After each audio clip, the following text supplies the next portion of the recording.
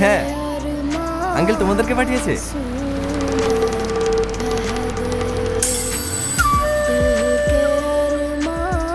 তোমাদের মধ্যে প্রিয়াকে? তোমার নাম প্রিয়া?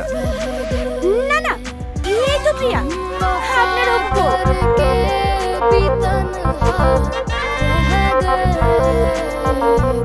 ভালো আছে প্রিয়া?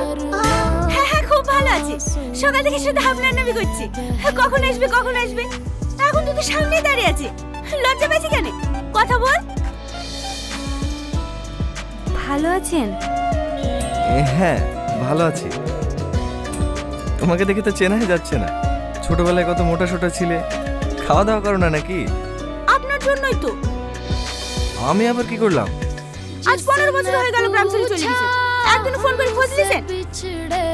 যতই ব্যস্ত থাকে, এখন তো মোবাইলের যুগ, একবার ফোন তো করতে পারতেন।